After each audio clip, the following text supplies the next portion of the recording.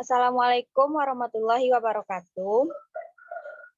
Kami dari kelompok 7 akan mempresentasikan mengenai restrukturisasi dan reorganisasi.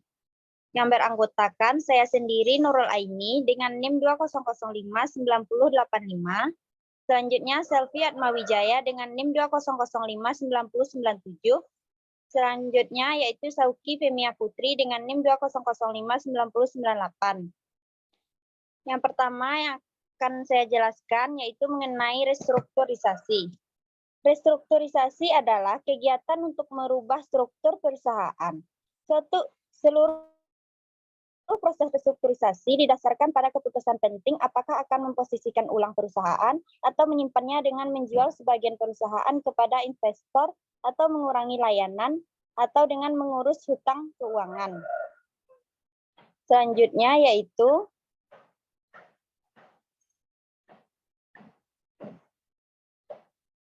jenis-jenis restrukturisasi.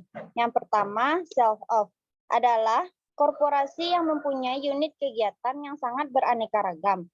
Mungkin suatu ketika merasa bahwa di antara unit-unit tersebut ada yang tidak bekerja secara ekonomis. Yang kedua yaitu spin-off. Adalah cara spin-off dilakukan bila unit kegiatan tersebut kemudian dipisahkan dari korporasi dan berdiri sebagai perusahaan yang terpisah.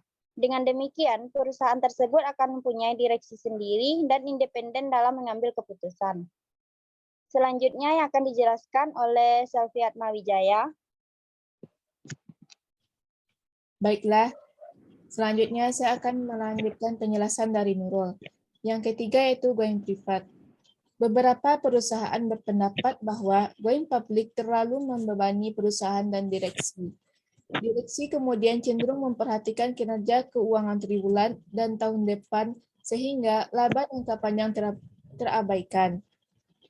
Direksi tidak bebas terhadap penggunaan laba karena badan pengawas akan mengingatkan pembayaran dividen sehingga banyak perusahaan yang memutuskan going privat.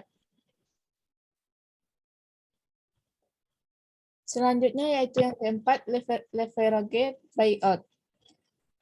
Untuk membeli kembali saham-saham yang semula dimiliki oleh para anggota masyarakat, para direksi yang memutuskan akan going privat bisa menggunakan bantuan dana pihak ketiga.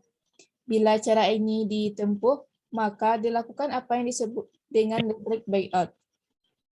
Ini berarti bahwa saham-saham tersebut dibeli dengan uang pinjaman. Selanjutnya yaitu reorganisasi, yang mana reorganisasi perusahaan adalah upaya yang dilakukan perusahaan untuk agar kinerjanya tidak semakin menurun karena suatu hal. Reorganisasi ini dalam aspek finansial dilakukan untuk memperkecil beban finansial yang tetap sifatnya. Nah, dengan demikian asumsinya adalah bahwa perusahaan masih mempunyai kemampuan operasional yang baik. Ini berarti bahwa kegiatan operasi masih mampu menutup biaya-biaya operasi. Selanjutnya yang akan dijelaskan oleh Sauki Femia Putri.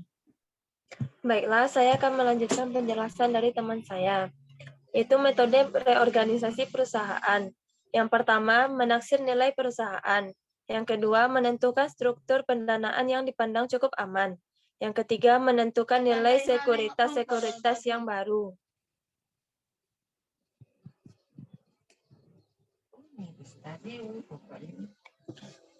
Contoh reorganisasi perusahaan. Misalkan, harga mesin baru adalah 2 miliar rupiah. Untuk pesangon diperlukan dana sebanyak 800 juta rupiah. Mesin lama dijual dan laku seharga 400 juta rupiah. Dengan demikian, pada awal periode sudah diperlukan dana sebesar 2,4 miliar. Pertanyaannya, apakah pengeluaran ini dapat dibenarkan secara ekonomis?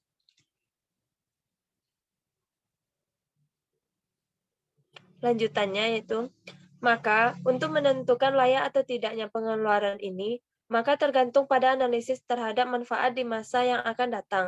Bila diharapkan present value atau PV, manfaat tersebut lebih besar dari 2,4 miliar rupiah, maka pengeluaran tersebut dapat dibenarkan. Tentu saja dalam analisis investasi tersebut tidak dapat dilepaskan unsur risiko. Sekian yang dapat saya sampaikan. Saya kembalikan kepada moderator. Baiklah, sekian presentasi dari kelompok kami. Jika ada kekurangan, mohon dimaafkan. Saya sudahi dengan wassalamualaikum warahmatullahi wabarakatuh.